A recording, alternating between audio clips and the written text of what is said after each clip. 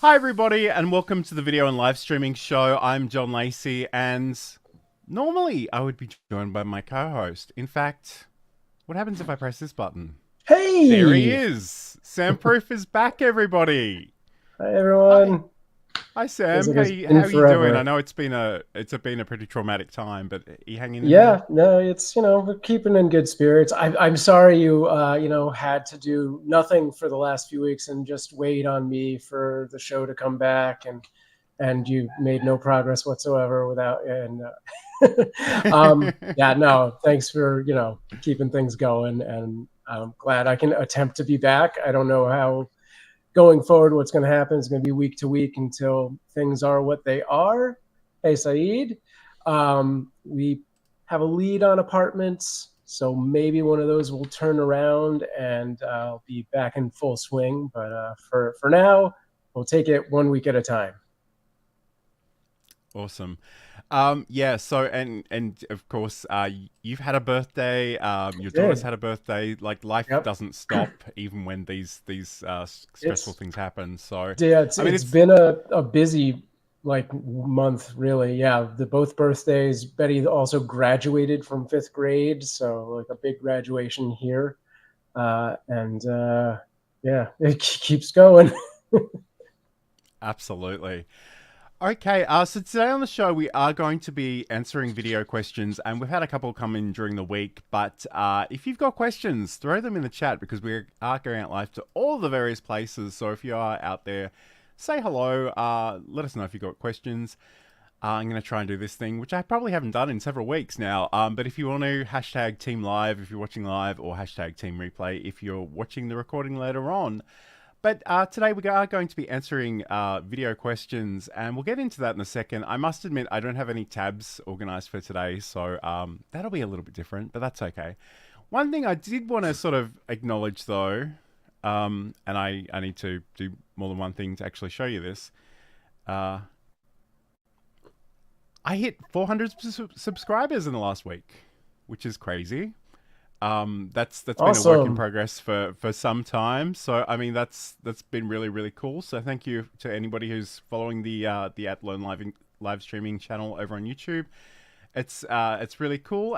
So thank you first of all. I guess before we do anything else. Um, Very cool. Awesome. So, say he doesn't have a question, but he is multitasking, and I thought this is interesting. We might share this. So, not a question, but I am Nice. mounting my new dual monitor arm while watching Geek Mode. Nice. I think you may have actually ordered that during one of our shows Yeah. when we had a guest on. But anyway, Yeah, okay. I So was going to let's ask, is it the Garen model? The name escapes me right now. yeah, yeah. I have a feeling it wasn't because I think he was ordering from Amazon. But anyway, Okay. that's fine. So again, it's going to be a little bit freeform this week, but just indulge us. And if you've got questions about Yeah. video, live streaming, whatever, throw them in the chat. We will certainly attempt to answer them.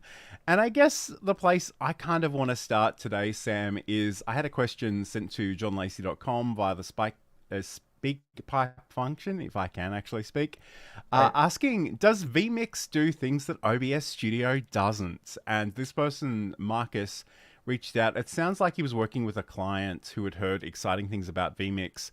Although it also sounded like Marcus and his clients don't own Windows PCs, so that was already Right. going to be a problem because VMix, if you don't already know, it is Windows software. Let me just show you this in the background. Um, Essentially, and to be honest, in full disclosure, I haven't used VMix, although I'm sure it's great software. The thing I would kind of recommend you think about though is, no matter what tool you use, there'll be a bit of a learning curve. And I guess the question that he had specifically was in terms of working with this as opposed to OBS Studio. So Yeah. OBS can do a lot of different things, but it is quite modular, and there are a few things that other pieces of software can do out of the box that you can still do with OBS, but you do need to reach for other tools. For example, most live streaming software have the ability to bring a guest in automatically. That's something that doesn't really exist in OBS. There are ways of doing it with tools like Video Ninja, which we'll talk about a little bit later on. But again, because of the modular nature of OBS, you're often reaching for additional tools and plugins and third-party solutions to make things happen. Yeah. And in some ways, that's totally fine. But I guess and the other thing too is at the end of the day, you won't really know what's going to happen until you try these things out. So I guess, Sam, do you have any general thoughts on that? Sure. So I've limited experience with VMix, but I definitely did fool around with it about 4 years ago, maybe. And the big differences are really, aside from the fact that OBS is free and VMix has a subscription model, VMix does have a sort of cloud-based ability that lets you do a more team-oriented production. So OBS, you are almost definitely like a one-man show. Maybe you've got talent in front of camera, but anything that's happening on production is happening in that room where those cameras are for the most part, not necessarily, but one person is operating all of that. Whereas VMix kind of gives you the ability to have like one person kind of making the live cuts and another person, uploading assets on the fly and stuff like that. And even maybe a producer sending in private comment notes. So there is that sort of team ability to it from what I recall. There were a few UI and workflow differences that I can't label right now, but ultimately was something that for me was too different from OBS that I stopped playing with it. But I couldn't expand on what those things were at this time. It's been 4 years. Sure. And I guess looking at the VMix website, first of all, you can download a free trial. And Yes. I think no matter what anyone will tell you, there's no substitute for actually trying these things out. But also you've got the ability to purchase. They do have a number of different models where you sort of can purchase or subscribe, but you can produce stream live. Yeah. I guess in terms of the features, it does support a lot of NDI. So again, if that is something that you're working with, that might be something you'd like to explore. But in a lot of ways, I think the team aspect that Sam kind of alluded to earlier is definitely something to keep in mind. So yeah, the big thing though is it is very much a Windows only arrangement. Yes, yeah, that as well is a big difference. And as you said, OBS really has the ability to do a lot of other things. I have heard of cloud-based OBS versions, which I believe is again like a paid thing. So it's like a third party that has their own cloud-based version of OBS, but it is very close to Studio from what I understand. So that would probably allow for a similar experience in a lot of ways. Absolutely. And I guess getting back to the heart of Marcus's question, though, I kind of encourage Marcus and his clients sort of just establish what it is they're looking for in terms of their live production. Because it's much better to brainstorm that and rather than sort of go to the software and see what it's capable of and reverse engineer that. So, yeah, 100%. Don't go looking for new features that you don't really intend to use. It would generally be my advice. But again, I don't know that I would be, and I say this as someone who's seriously been contemplating buying a Mac just so that I can play with Ecamm Live and see what people are talking about. But I don't generally recommend that you run out and buy a new computer just to try out a new system. So again, give it a go. There'll be a learning curve with both VMix and OBS Studio. And I think we just need to be honest about that and upfront about that because it's so tempting to think, and if you want something that's simple, there are great solutions, StreamYard, Restream Studio. Just think about what it is that you actually want to do in terms of your live production and sort of work from there, I think would be my general advice. I 100% agree with that. I would love to hear more of what their vision for the show is, and then I can be like, this is where you should go. Absolutely. And Saeed has a question. Now that you're limited in tech, Sam, how challenging is it? Any learning so far? I don't know that there's really a learning curve at this point. It's just what can I cobble together and carry around. So if you can't tell, I don't have my big, similar microphone. I'm using one of these that if you've used TikTok, you've seen these all over the damn place, but $20 USB mic, or not even USB, lav mic. And, it's good enough and it's portable. So that's where we're at. The biggest hurdle was I'm not going to carry my streaming PC around with me because that's a huge thing. And we're like week to week moving to different places. And my laptop was destroyed. So for the first few weeks was just like SOL on I guess I could have phoned in literally on StreamYard, but that just didn't seem worth a damn. So and there were other priorities, really. No offense to everyone who enjoys the show and John, but I put go ahead. It's funny. Well, I don't know if funny is quite the right word, but we have been experiencing a lot of rain here lately, and there have been areas nearby that have been flooded. And I've kind of been thinking, if something were to happen, what am I grabbing? And the reality is, Yep. my new sort of really spec'd up PC is way too heavy for me to pick up and just casually walk out the front door with. So that's something I'm kind of thinking about more generally.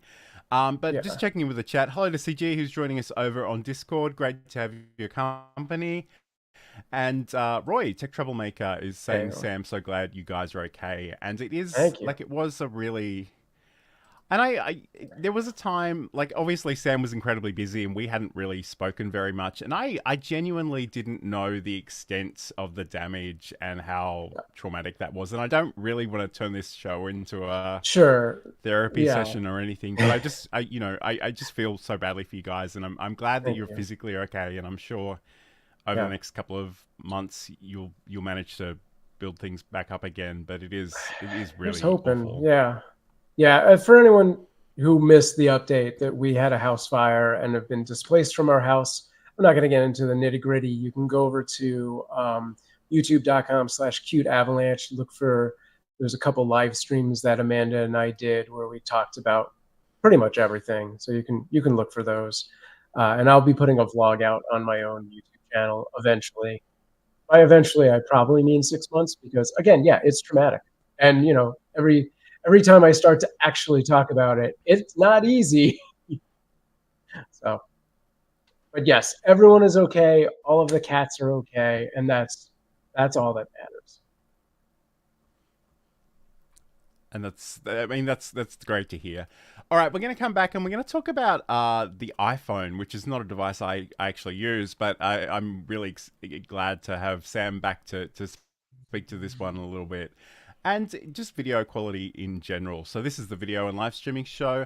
I'm going to press this magical button right here. We are constantly training our cats every interaction that we have with them. So when Johan would get on my counter before, this is 10 years ago, before I was the cat expert that I am now, Johan would jump on the counter. What was the first thing I did? I'd say his name, Johan. He loves that. That's a reward for him. He said, you just said my name. I would go over to him and I'd talk to him and be like, you can't be on the counter. Johan loves when I talk to him. Ding, that's another reward for Johan. I'd pick him up and put him on the ground, but I didn't want him to think I was mad at him. So when I'd pick him up very nicely and kiss him on the head and say, I love you, but you can't be here. I'd put him on the ground. I had just done 3 things that rewarded him for being on the counter. So I was encouraging him to continue doing that. And that's a clip from Sam's podcast, Just Kidding Around, which you can learn more about over at cuteavalanche.com. This is the video and live streaming show. Today we're answering video questions. So if you have any burning video or live streaming questions, throw them in the chat. We'll do our best to answer them. But one question that I did have come in during the week from somebody over on LinkedIn, she reported that when she records videos on her iPhone and shares them, that they end up being very low quality.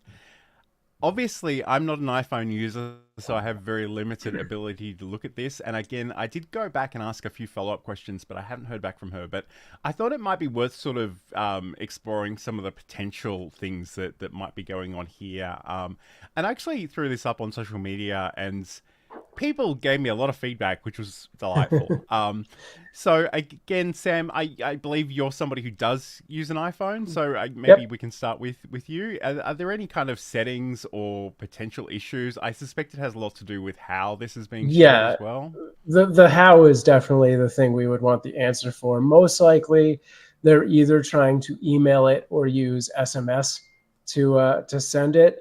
And either of those is probably compressing it, whether it's Gmail or Apple Mail or whatever else, or just SMS. It will compress it. So really, without knowing that, the easy sort of answer is, if you want to share something and you want it to be high quality, use something like WeTransfer. If it's, I think they have a 2 GB limit for free. You could use WeTransfer or Mega or even Dropbox. I'm not positive though. Dropbox may compress by default. But any of those sort of file sharing services is going to be better. There are settings when you do like an email, depending on the service, where you can tell it to use the original file size, and it should prompt you for that. As far as SMS, there may be a setting in the phone, but I actually don't know the answer to that. People on social media did suggest that there really wasn't a lot you could do if you were sending it via SMS. There seemed to be some disconnect there again, and I'm not really across it to know exactly what it is. But yes, I think the advice there about using file sharing services, and I assume Apple has their own cloud storage that they'd be happy to sell you. But, things like Google Drive or OneDrive from Microsoft or Dropbox, any of those things I think potentially would be worthwhile. But depending on how who you're sharing it with, it could even just be an unlisted YouTube video. Like, if you just want it to send it to somebody, that's often a great way of doing that and keeping that in that environment, and that way only the people with the link to the video will be able to see it. So again, it does depend a little bit on how that person was using it, and I did ask, but they weren't able to get back to me in time. Just checking in with the chat for a second. Hello to Ender Trading, who's joining us live, which is really, really cool. And Means is here as well. Saying, Sam, so good to see you. Welcome back. Yes, it's certainly great to have Sam back. And if you are just joining us, he is the regular co-host of this show, but life and, frankly, a house fire has happened that's kept him rather busy. So, and Roy is got some great detail here too. So SMS will scale it down. iCloud, Google Drive, yes, unlisted YouTube link, great ideas. I almost suggested the unlisted YouTube link, but based on the origin of the question, I was like, that might be too much to ask. Yeah. It was a very open-ended question, and we can only go off the things that people tell us. So I guess keep that in mind. One thing I do want to talk a little bit about, and I have such mixed feelings about this, but we're going to do it anyway. I think a lot of people who watch this show regularly will know that I use a program called Camtasia from a company called Techsmith to do my video editing, and they've made some changes, and I'm sure Sam can guess where this is going, but there are 2 little letters that are like my least favorite letters in the world. It starts with an A and ends with an I. And they've just released Camtasia 2024. It does have those AI captions that we're seeing everywhere. And I've tried it out. I haven't had a lot of success with it just yet, although I've only tried it a few times, so maybe I'm judging it too early. But the other thing is, because I think they've made this change to this kind of AI transcription, they've actually moved from their product model. So now, instead of purchasing the software outright, you're essentially subscribing to it, which is very common in, Adobe have done that for at least 10 years, I would say at this point. Like, it's very common, but I don't love it. And in some ways, I sort of saw that email and thought it was the beginning of the end. But I have experimented a little bit with these captions. Again, I think Roy might use this as well. So if he's had a chance to play with it, and it's only come out in the last few days, so he may not have had a chance to experiment just yet. But the things I've already sort of picking up is that it seems to struggle with multiple audio tracks. Like it will only want to transcribe one of those unless you sort of group them in. It's a little bit weird. So I guess, you know, and again, I don't love AI. I don't really, the tension in some ways is that these fancy captions and accessible captions are often two very, very different things. And they're both built into Camtasia in 2024 now. But I find the workflow a little cumbersome. But again, because somebody asked about it, I'm just going to go through these. So the auto-transcribed dynamic captions. Again, if it... the other thing I was kind of looking for during the week was the ability to remove a word that it's transcribed. And I can sort of make a speech bubble blank, but I can't get rid of it completely. So it's a little bit weird. You know, in some ways, the recording, the great thing about this piece of software is it is really good for doing screen tutorials. It'll capture not just your screen, but also your metadata, your camera, your audio as potentially different tracks, which has always been super useful.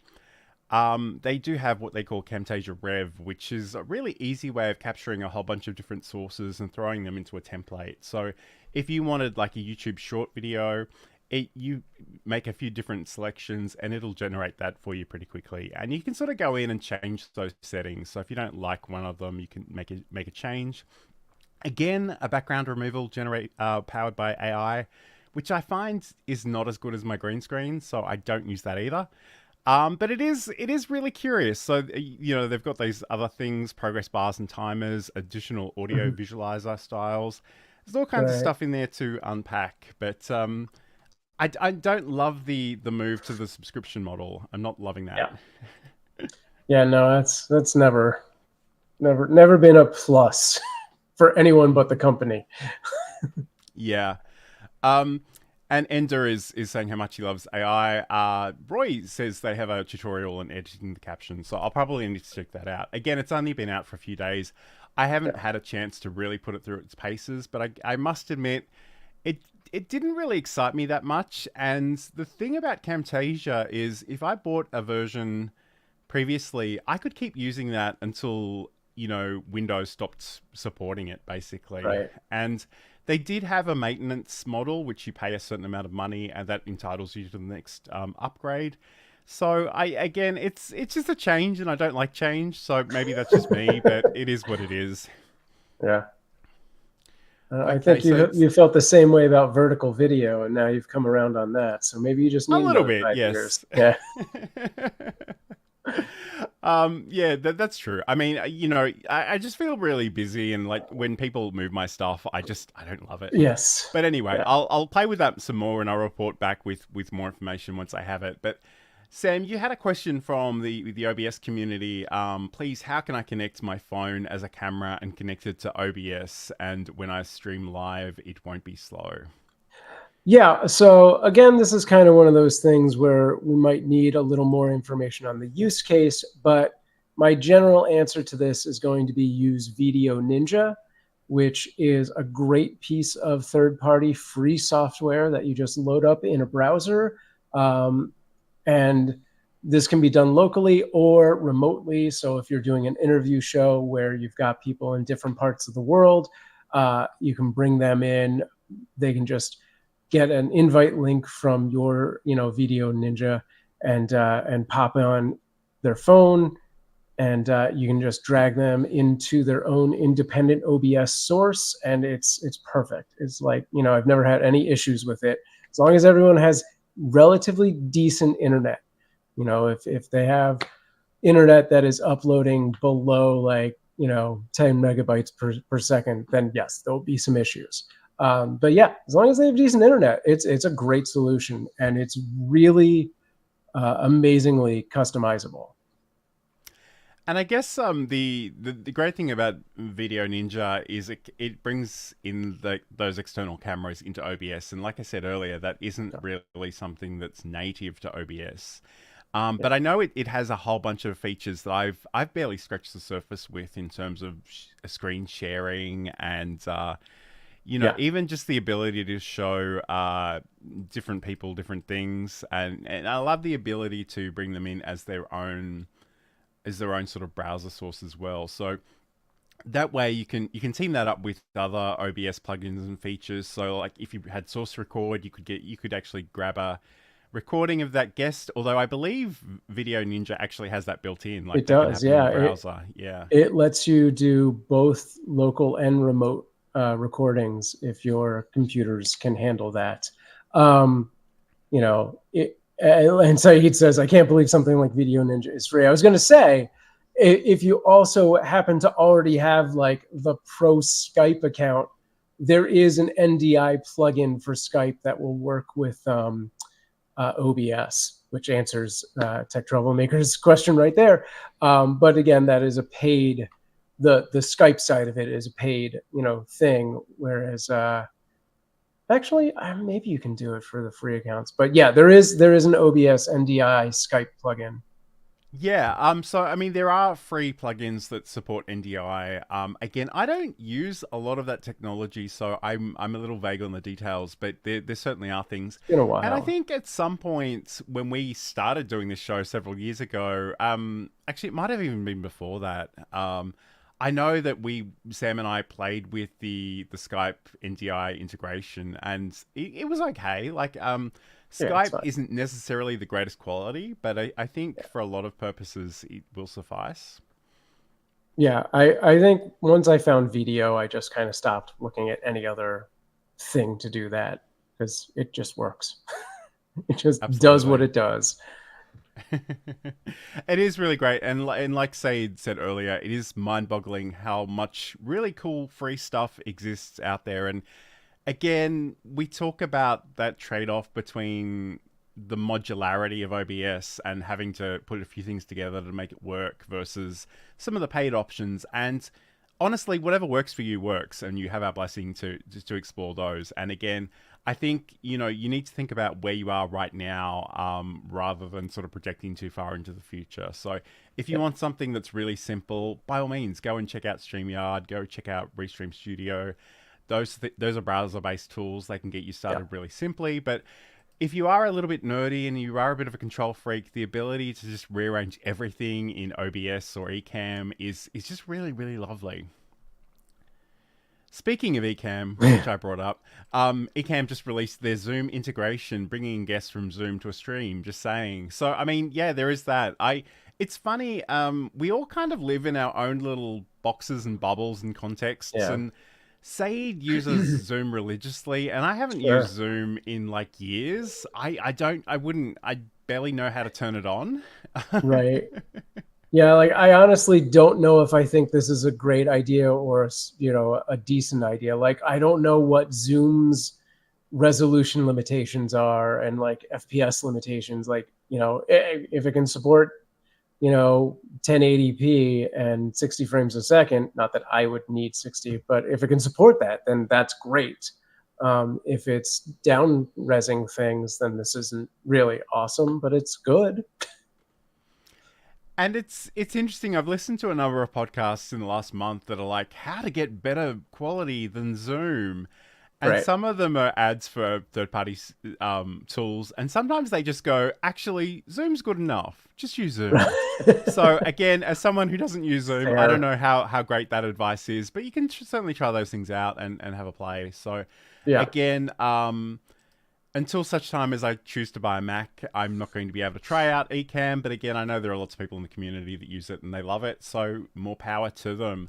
We're going to come back and we're going to answer a few more questions, although we're kind of running low on questions. So if you do have any comments or questions, throw them in the chat and we'll certainly entertain those when we get back in just a second.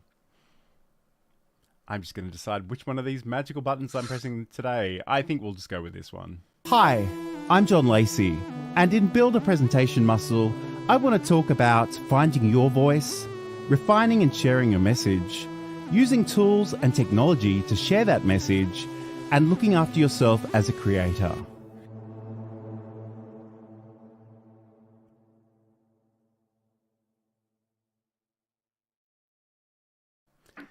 And that's a promo for my podcast, Build a Presentation Muscle, the podcast about showcasing your expertise through content creation.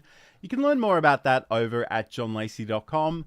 I'm actually gearing up to record an episode I've been procrastinating on for many, many months because it's slightly controversial, and I don't think it should be controversial, but I'm just expecting a lot of pushback. So I'm going to try and record that this weekend. So go over and subscribe and you'll learn about what I'm talking about. But this is the video and live streaming show. Today we're answering video questions. And again, Roy is just awesome. So he's doing some research for us in the background. Zoom Pro 720 Zoom or the 720 quality or Zoom Business is 1080. So again, if you want to pay for that quality, you can certainly get it from Zoom by the sounds of things. Okay. All right. I'm just trying to make sense of Saeed's comment here. After don't know how long now, month, what's your resume on streaming on LinkedIn? I don't really understand the question, Saeed. Might not have had enough coffee. So just if you can rephrase that, we'll revisit that in a second. But again, I just wonder, is there anything that you want to speak about generally, Sam, video-wise, or... I'm still befuddled by Saeed's comment. I need answers. Gosh, no, I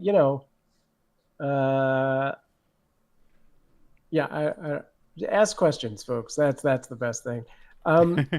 Video. I have a feeling, actually, the thing that I've been trying to do on LinkedIn is I have a company page for johnlacey.com, and I've been trying to get people... I've been trying to get 150 followers on that page so I can subscribe, so I can actually broadcast there. And just as a bit of an update, I do have 120 followers, which is amazing because I haven't looked at that in a week, and it's gone up quite dramatically. So in the off chance that you like LinkedIn and you want to see more content from me, you can head over to LinkedIn and just search for johnlacey.com. It's not really a real... I don't know why I'm showing you all these stats. Maybe viewers remember would be the thing to do. It's not really a real business in any legal sense, and I'm not going to sell you any products or services, but it just would be a nice place to showcase some additional content. So if you do want to check that out, by all means, I'm pretty active on LinkedIn generally, but Saeed is coming back with us some more. So, So we've been doing this show, which goes to LinkedIn, for a little over a year, year and a half, almost. Yeah. I think that kind of answers it. Yeah. So I guess it's how long have we been doing that? And again, like Sam goes out to a number of destinations, and I get the feeling some of those may change from week to week, but I generally focus on YouTube and LinkedIn. And even before I started doing this show, I did have another show called Coffee and Contents, and I did a whole bunch of episodes on that. I'm not really sure exactly how long ago that was because I don't have a great sense of time, a great sense of what day it is, let alone, how many years deep we're in. But I mean, it has been a really, really long time. Yeah. And again, Roy's got a comment here, and I think this is completely fair. So he writes, I follow John on LinkedIn, but I hate watching streams over there. I do too. And to be really candid with you, I sometimes watch streams on YouTube and LinkedIn at the same time, although I usually have one of them muted, so I'm not hearing the audio twice. And the lag on LinkedIn is not great. The comments don't always seem to stick on LinkedIn. And if you've ever seen any of my events on LinkedIn, they often start with prefer to watch on YouTube. Here's a link. And Saeed is reporting that he now watches on YouTube as well. So I love the idea of it, but again, I think it's a feature they added and have sort of neglected over time. So hopefully they come back and revisit that. Yeah, I mean, I agree with that. I think it was one of those things that they jumped on because everyone else was adding it, and then they really just dropped the ball on it. I mean, and I think a lot of the platforms really did that. Like Instagram's live is not amazing.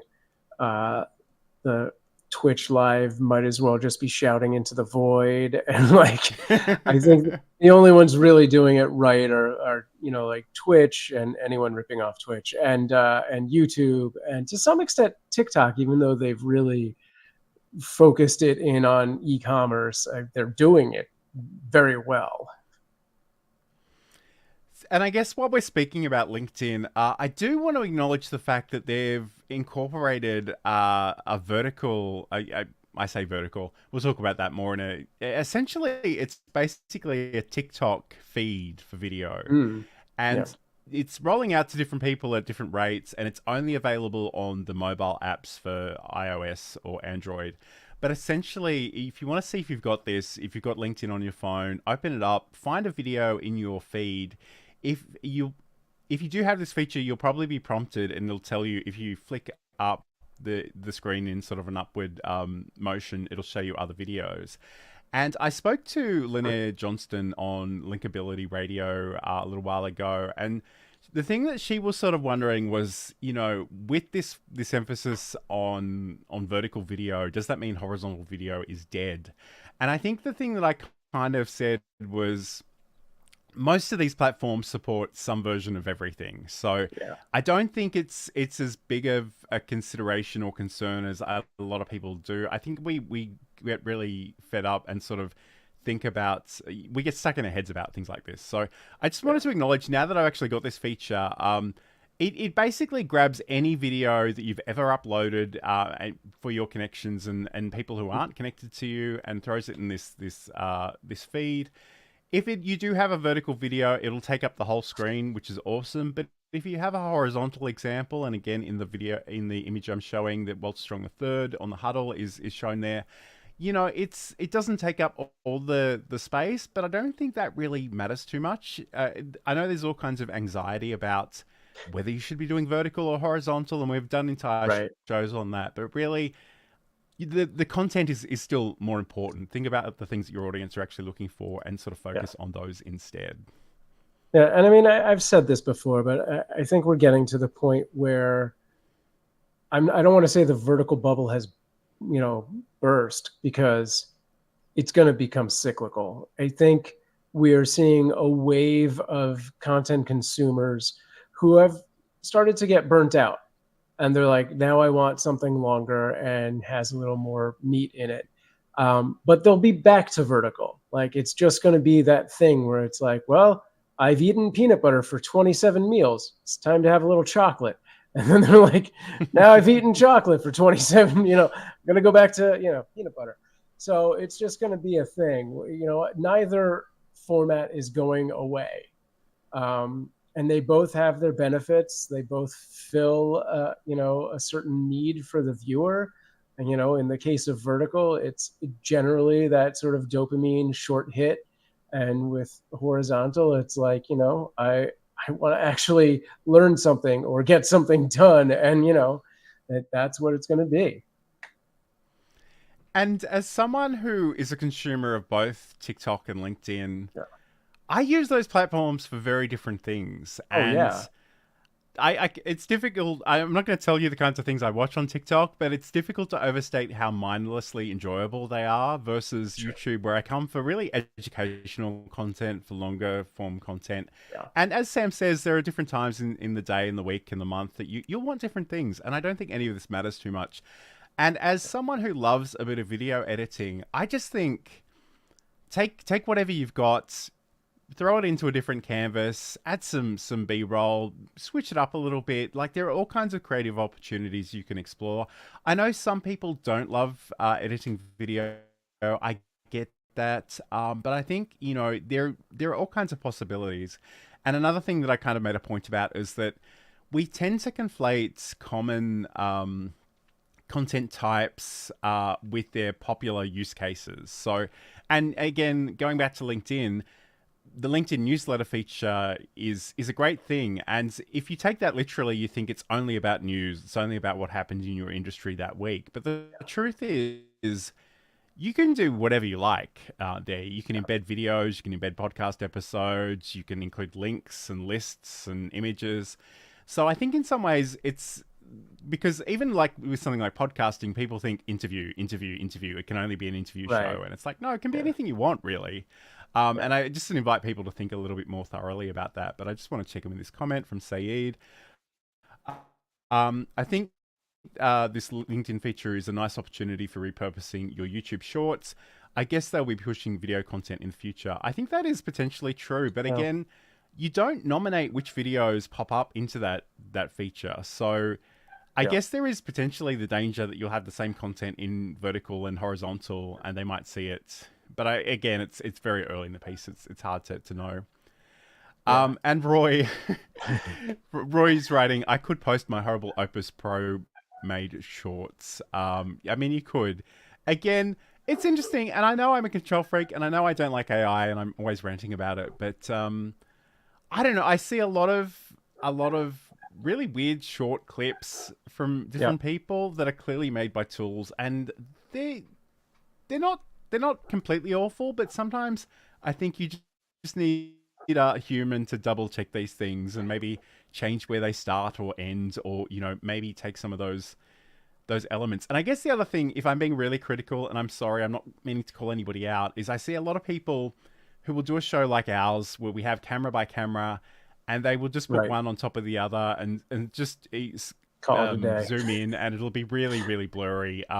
So if you can get individual local recordings and edit it properly, that does make a world of difference. Yeah, no, I've played with Opus Pro and other similar tools, and I've a lot. Like, I've put so much footage in there, and I think I've probably generated hundreds of clips, and I've maybe posted one or two that are like, yeah, that one's good. But for the most part, I'm like, it's the problem is that, like, yeah, if you want quick and easy and I just need to get stuff up, clips, great, fine, that does the job for the super lazy and you don't actually have a care in the world of growing. But when you actually want to, like, focus on growing a channel or like creating a business funnel, the videos you put out have to actually be good. Like, so it can't just be a simple trim job of like, I cut the front and the back off and there it is. Like, there should be actual edits, like, this is fine for a live stream where we're interacting immediately with an audience, but I'm not going to sit through and watch a show like this, after the fact. So God bless any of you who do. Thank you. I'm not trying to talk you out of that.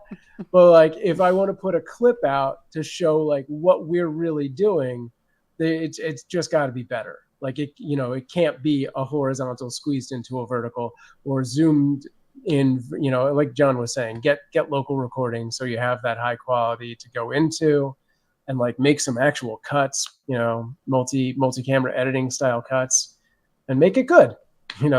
Like, a big problem with most AI short generators is, like I'm saying, they trim one small segment and there's no definitive hook. And that is where your VOD creators really excel. The ones who are doing great on YouTube have taken the time to think, what is a real hook for this that brings my audience in, explains what I'm about to tell them, and promises that I'm going to deliver on it. And that's what the hook should do. AI generators can't figure that out.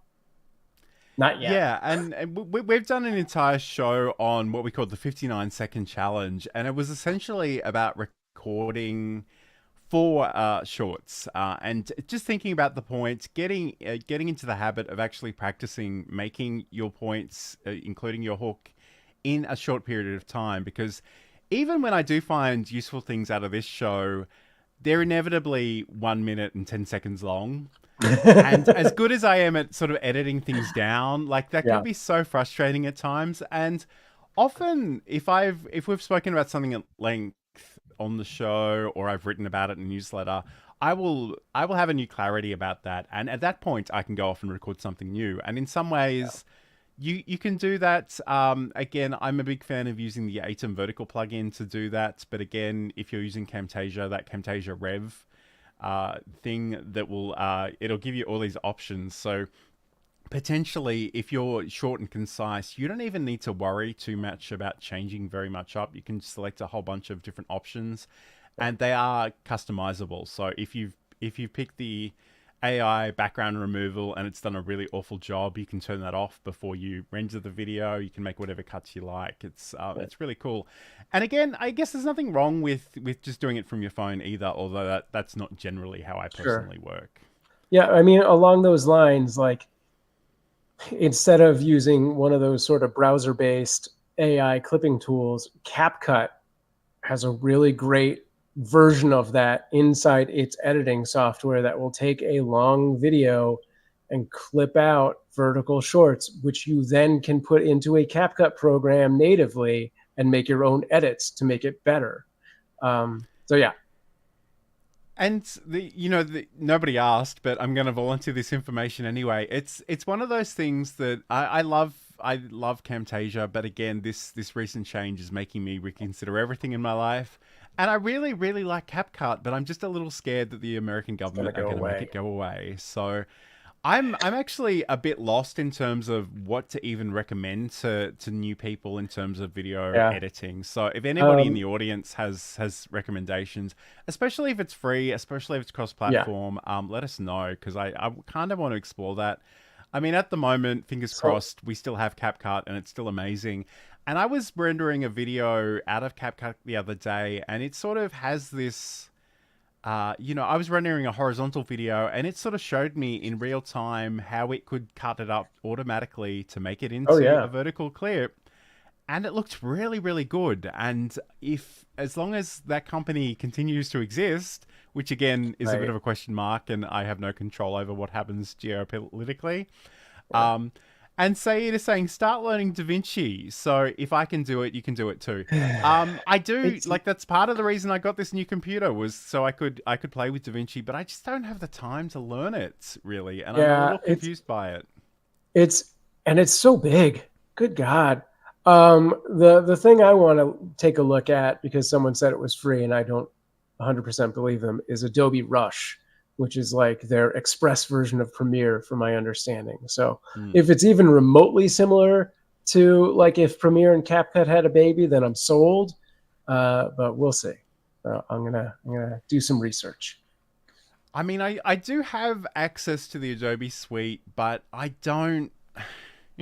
It's sort of getting back to that whole subscription model. I don't want to become too reliant on it. I really don't. And I know lots of people that love Adobe, and I don't want to ruin their day, but if I can do anything outside of that ecosystem, I prefer to avoid it. But to each their own. But again, if you've got any feedback in terms of those video editing software options out there, I'd love to hear them, because I'm coming up surprisingly short, and I really like our recommendation has always been CapCut, and we do love it, and it works really well. But again, unfortunately, there are just factors outside of our control that we just don't know what the future holds for that piece of software in that particular company.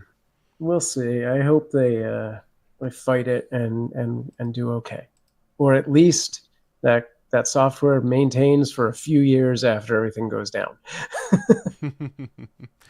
Absolutely. So I'm going to play this, and we'll come back and we'll answer some more questions. But if you've got any questions, comments, throw them in the chat. We'd love to hear from you. If you've been watching us for a while, or this is your first time and you're thinking, Sam, John, this is great stuff, but I'm wearing a lot of hats already and I don't need to add this to my list of things that I'm doing, but I really want to live stream, I've got you covered.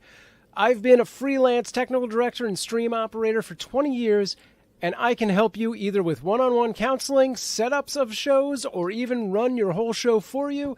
Get in touch with me, samproof@gmail.com, or find out more at samproof.tv. And if you do need to reach out to Sam, you can certainly do that in all the various places, including that email address.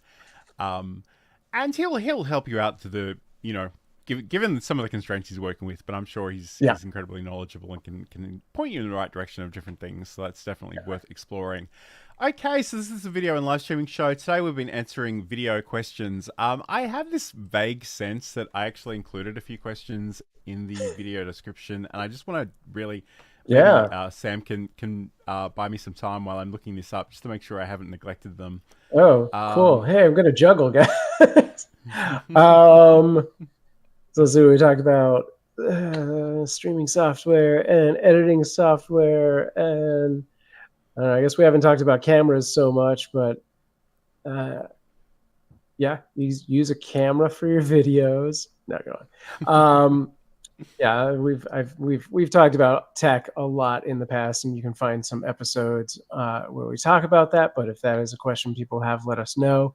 The Logitech C920, 920 has been the standard webcam for a long time, but without any real change. So there's a lot of new tech out there. The Elgato Facecam, which John's gotten recently, and he can maybe talk on a little.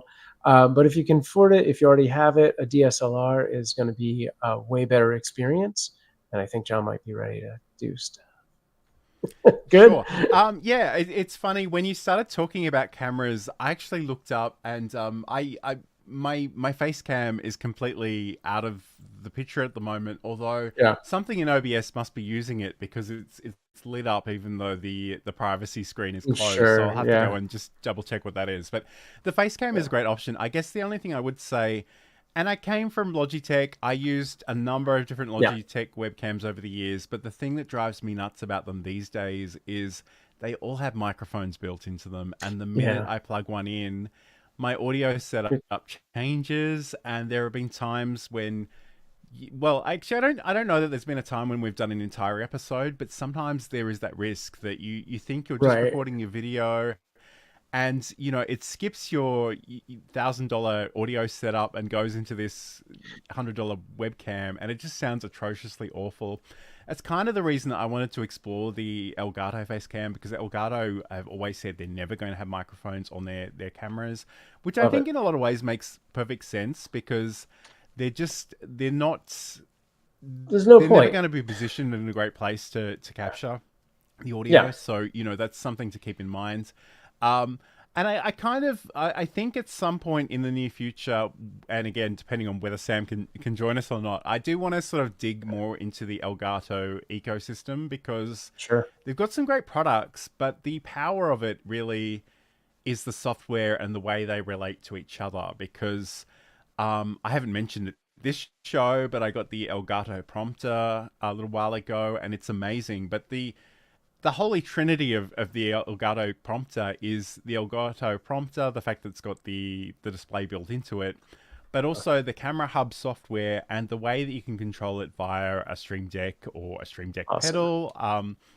So, in my day job, for example, I will sometimes run these stand-up meetings, and I actually have an agenda which just flashes up on the screen if I press a button, and I can adjust the opacity or transparency of the background so I can see the people I'm talking to underneath that display, and I can just sort of flick from item to item just to keep me on track. So, so Saeed is saying that he got the Facecam Pro. So I'd be really interested in hearing about that Saeed, actually, in more detail, maybe outside of the show, because it's very expensive in Australian dollars. And I kind of looked at it and thought, I don't know if I'm prepared to pay quite that much.